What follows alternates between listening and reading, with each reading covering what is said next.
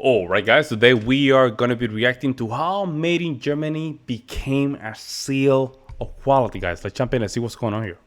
Index, closely followed by Switzerland, the EU and the UK. Whereas Swiss brands are known for their authenticity and perceived status, German products are seen as safe, reliable and robust. The image of German quality has rapidly spread around the globe over the past decades. From Peru to Saudi Arabia to South Korea, Made in Germany has become the world's leading seal of quality.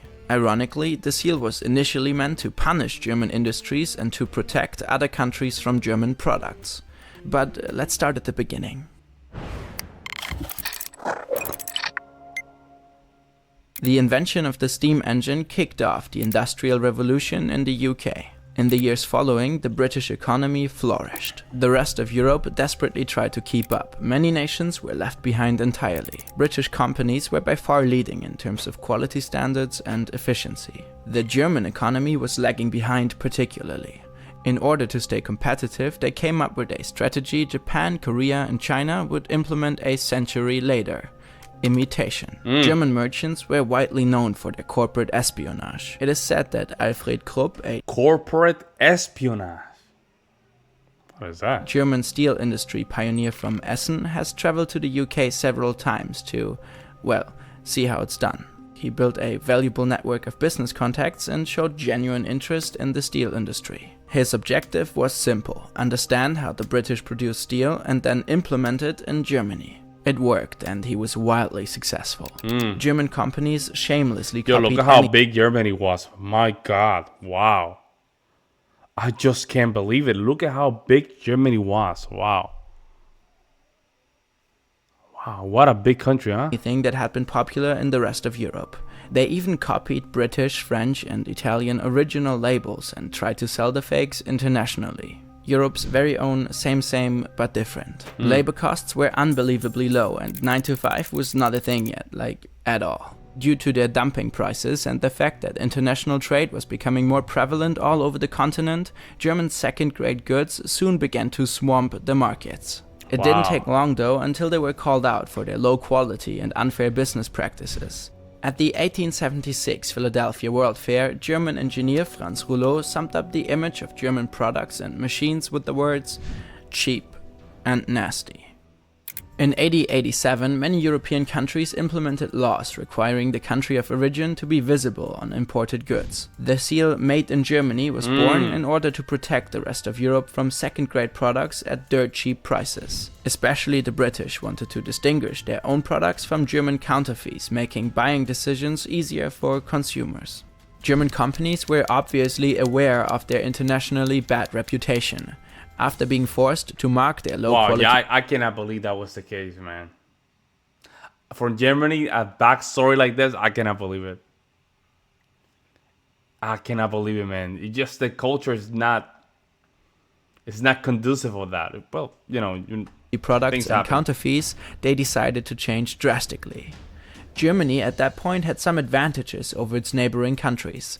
They had unlimited cheap labor and they had adapted efficient ways of production through their imitation strategy. By the time their reputation hit rock bottom, they decided to increase quality while keeping labor costs ridiculously low. And it worked. The European and especially the British public soon realized that the quality of German products had caught up while the prices stayed low. With all imported goods now being marked, many also realized how prevalent German products already were in their day-to-day lives.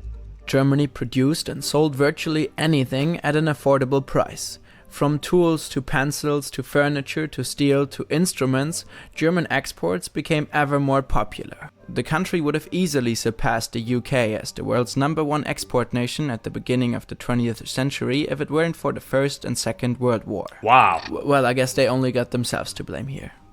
During the wars, the Made in Germany label presented an easy way to filter out products to avoid accidentally buying from the enemy. We all know how World War II even that, they look so well developed. You see what I'm saying? But the Germans, the country was in ruins. Made in Germany became a loser's stamp. Yet this would only go on to fuel the real breakthrough of the seal. After the war, West Germany began its reconstruction, which in turn fired up the economy. This period is also known as the Miracle on the Rhine or Wirtschaftswunder. Germany's infrastructure and major business centers were mostly destroyed. The workforce, however, was large and skilled. The sophistication of technology was high as well, and a monetary reform with the introduction of the Deutsche Mark helped to limit inflation. Foreign aid programs such as the Marshall Plan initiated by the US helped to foster international trade. Soon, employment levels were at an all-time high. These were, of course, just a few of the factors that contributed to the comeback of Made in Germany. Wow. Companies with a bad reputation due to their role in the Second World War slowly recovered as well. The Volkswagen Beetle, for example, would go on to conquer the world and became a symbol of German craftsmanship. Germany became And one efficiency. Efficiency, because you see the Volkswagen, the Volkswagen, it's just a very simple car, but so efficient. It's so efficient. largest My exporting car's countries in the favorite. world. Actually, it's my dad's favorites. My dad's favorites. And regained its image on a global scale. The label Made in Germany was meant as a punishment. A century later, it got turned into the opposite, a seal of quality. Yeah, even It goes on- even when I go to Aldi with my family, when I'm buying cookies, guess which one I'm buying? The ones that are made in Germany. I'm not buying American-made cookies, only German cookies for my girls and my wife. Only made in Germany. On to show Especially in how Aldi, quickly right? economies can turn around. Personally, we are just waiting for Made in China to set new standards. Yeah. Great point. Hey, we really hope you enjoyed this video. The Good point. first one Yeah, ever because on currently China has a bad reputation of low quality, and their quality is not good. I'm sorry, they're still the qualities are not bad, are very bad. They're kind of catching up a little bit, but still a lot of these products that are built in China, especially the wireless vacuum cleaners, they don't last that long either. They only last like a couple weeks. Lights and stuff, they don't last that long. But then, of course, the consumer need to realize that and just take care of the product because of the nature of it and where it's coming from.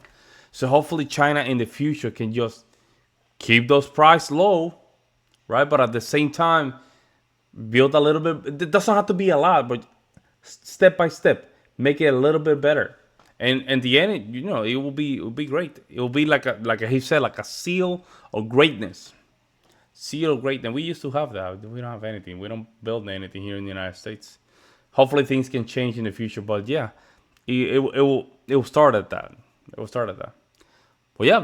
Let me know what you guys think. Do you guys agree with this video? Personally, I didn't know that Germany was building trashy stuff back then. I didn't know that. So that's like something new. But it's kind of interesting. Let me know what you guys think. I'll see you next one.